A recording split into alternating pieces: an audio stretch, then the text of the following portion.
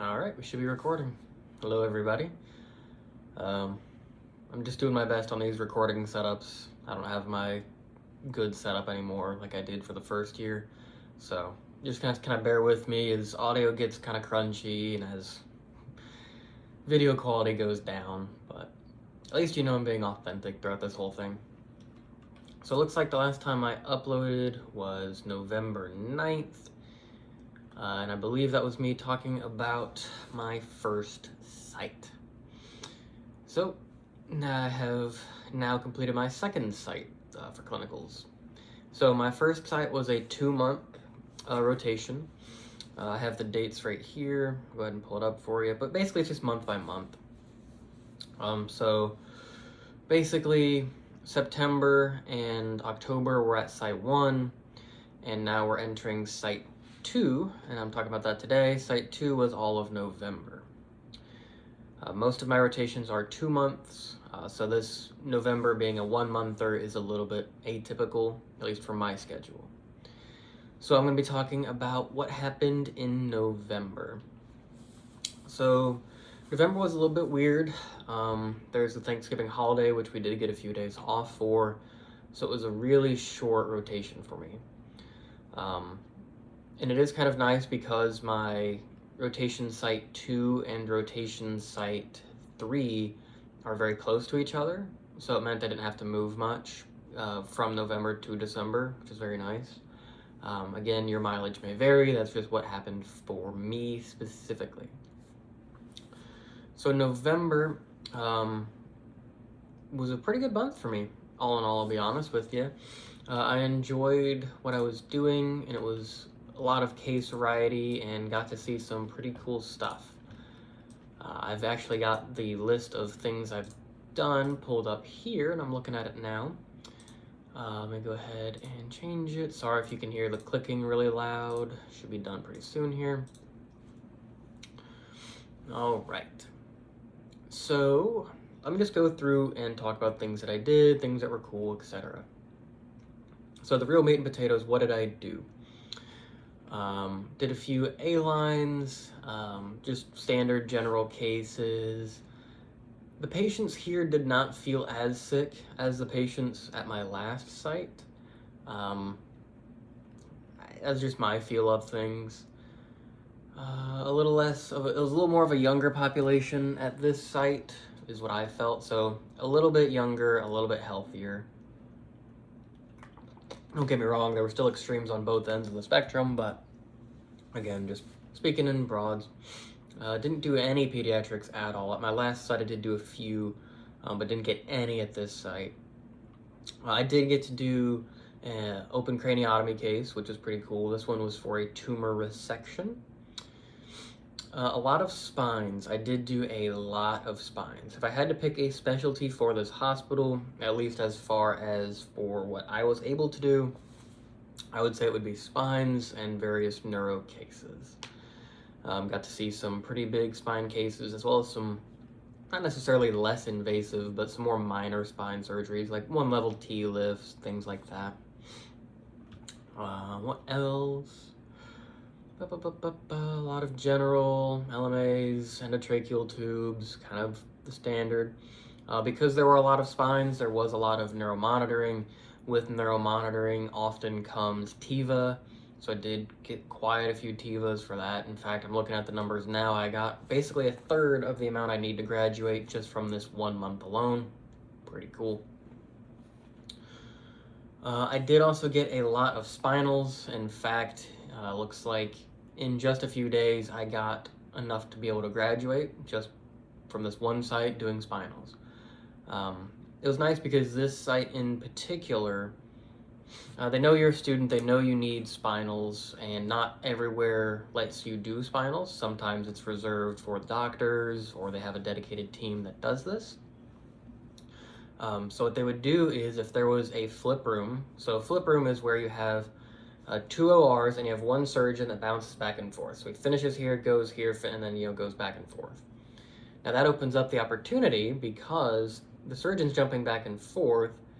If you're a student and both of these rooms have willing anesthetists, you can do the spinal here, then here, then here, then here, then here. So it's twice as many as you'd normally get if you were just manning one room. So they would let me on a couple occasions be basically the spinal guy. I would jump back and forth between rooms and practice getting spinals. I'm not going to say I'm great. I wouldn't quite venture to say I'm good yet, but I would say I am more confident in it now. And I'm at the point where if it takes me 3 attempts and I'm not getting it, I'm going to go ahead and pass it off. But I know that it's also going to take my preceptor a couple tries as well. Towards the beginning of my anesthesia career, if you want to call it that, I would miss a spinal like crazy, and then I'd pass it off to my preceptor and they would just go in like it was nothing. Now it's at the point where if I can't get it, somebody else is going to struggle a little bit too. In a couple of the cases, my preceptor couldn't get it, and then the anesthesiologist took a few tries as well. Now, of course, I'm not saying that's a good thing. Oh, it's a good thing this person was a hard spinal, but to me it shows I'm progressing, and it shows that I'm getting the easy ones, and I gotta get more reps in of trying the harder spinals. So, what else? Yeah, a couple fiber optics. Those are pretty cool. Fiber optic intubations. Good few IVs, and then just kind of some more basic stuff as well. Nothing in particular about this rotation site really stood out to me. As far as caseload goes, again, spines were really an integral part of this. So spines and orthopedics were probably the two main specialties that I interacted with. Got to see some really in-depth spines, actually. One of them was, I'd have to double check, but I know it was, oh geez, how many is that? That's less. It was like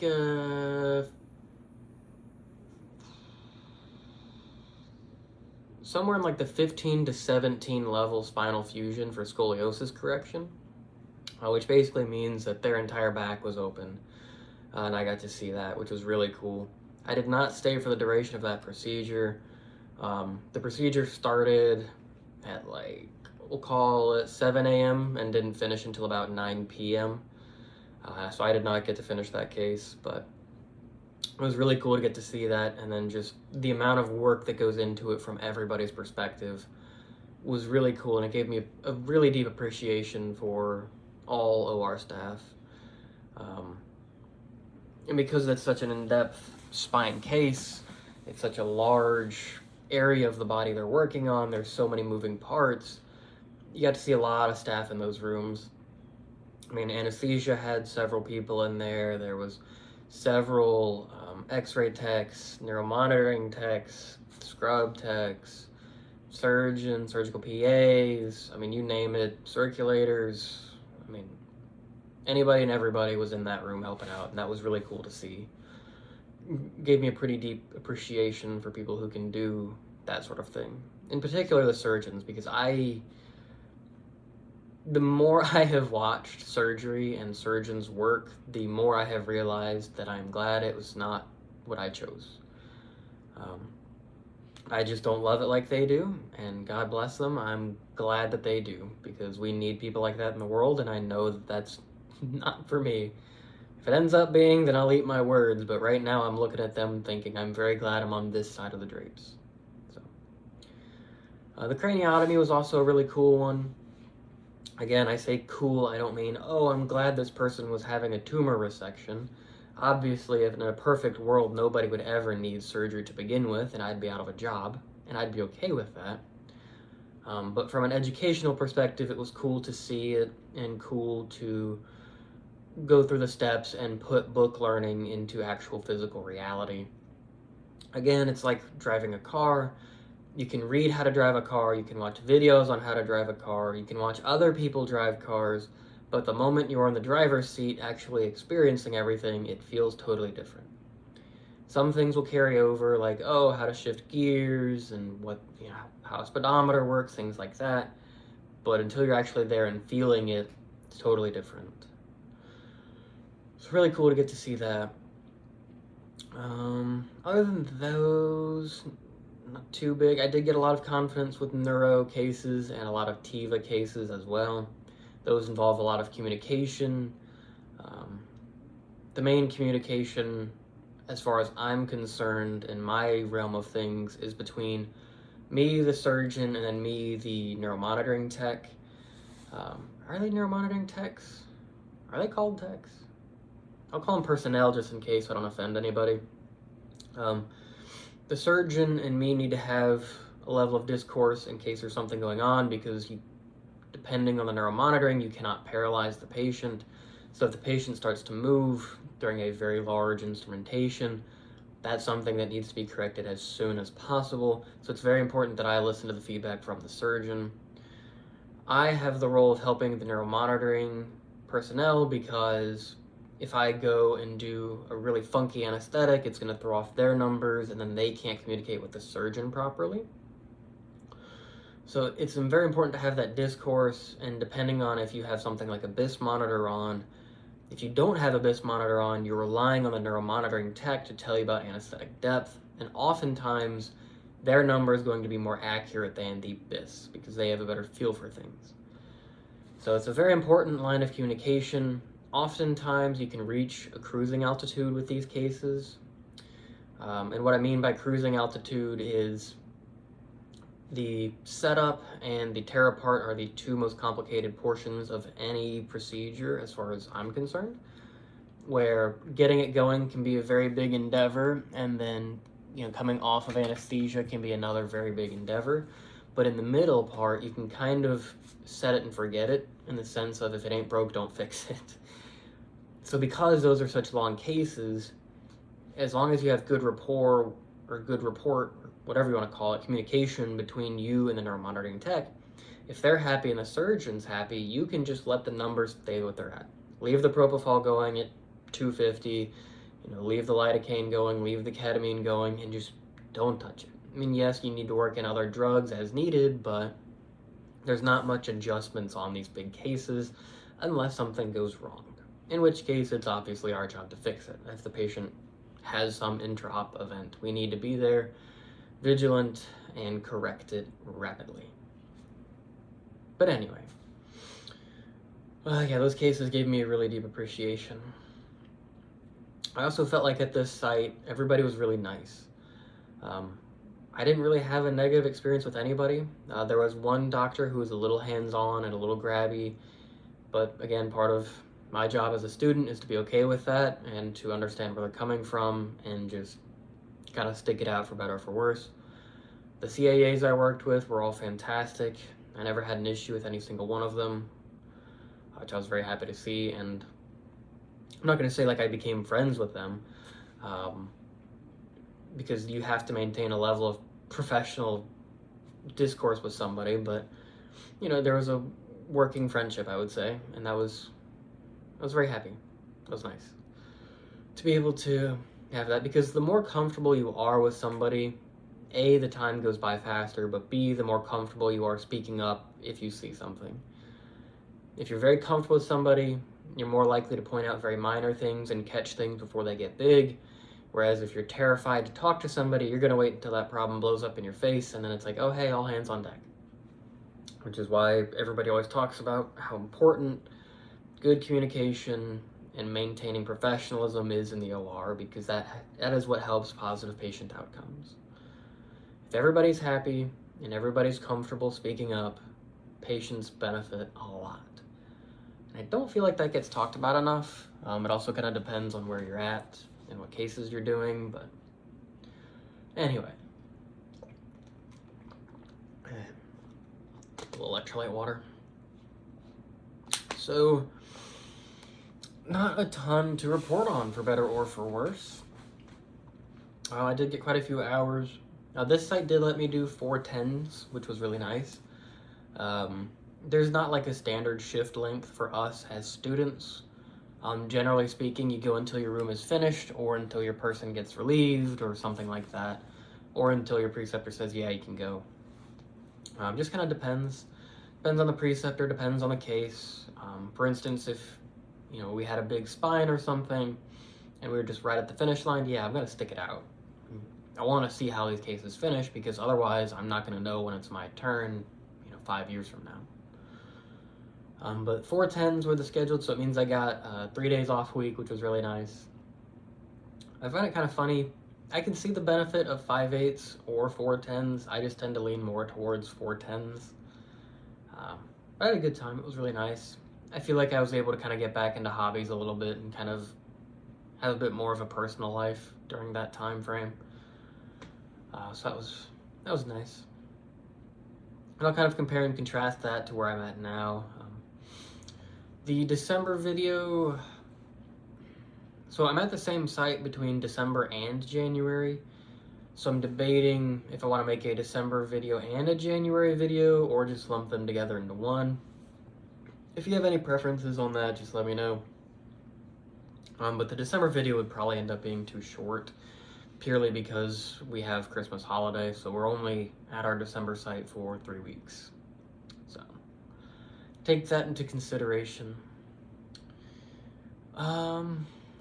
What else happened at this site? And I genuinely enjoyed my time there. Everybody I talked to was really friendly. Everybody was happy to have students. Most everybody taught. Some people were more of like, okay, yep, this is your case. I'll let you run it. If you have questions, let me know. You know, they kind of titrated that to comfort level, but I did fine, I feel like. I did get, as far as my comfort level, I got a lot more comfortable with TIVAs, a lot more comfortable with neuro, specifically spines involving neuromonitoring, and I got a lot more comfortable with spinals as well. I did get pretty comfortable with interviewing patients and going through like a pre-op as well. And I really kind of honed in on my PACU handoffs as well, which was really nice. Nice to see.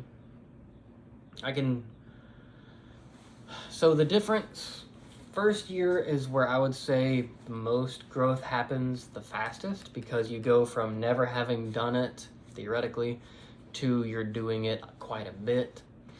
And then second year is where it's full-time. So I'd say the most of the growth happened during that period. However, at this point, I'm kind of just honing my craft as far as like a pre-op and a PACU handoff goes. So, I mean, I can definitely see an improvement. I think if I looked back on my previous self, if I was paired with my first year self, I did not like working with the guy. I hate to say it, but I mean, you don't know what you don't know. And looking back on it, I see how much I didn't know. So pretty crazy to see how far I've progressed and how fast that progression has come. I guess the other thing that you might be interested to hear, maybe move that there, continue. Let me tell you how many hours I have currently. So all in all, let's see, that's that. Okay. So total number of hours, and this is first year and second year, I am at 1,038 hours of clinical time. I believe the number we need to graduate is either 2,000 or 2,200. I think it's 2,000. So I'm on pretty good pace at this point. They're trying to get us to about this point before we started next year, 2026. So I am a little bit ahead of schedule, which is likely due to my September-October site, as I got a lot of hours during that period of time. But yeah, I'm glad I'm not having to worry about hours, getting those pretty straightforward. And pretty much any site you go to will let you take on more if you'd like. So there's also that. So pretty cool how far I've come in all of this. So in total, yeah, 1,038-ish hours. And that's as of time of recording. So that's not going up to November. That's to today, which is December 14th, 2025. So I'm probably gonna make another video in January to kind of talk about this more encompassing. I don't know. We'll see. Let me know if you guys want a December and a January video, or if you just want a January video that talks about December as well. Just let me know on that front. So yeah, I can't think of anything else. So on that note, I'll go ahead and end this video here. Thank you for your time. As always, feel free to reach out to me, ask me any questions. I will answer most of them. So, alrighty guys, have a good one.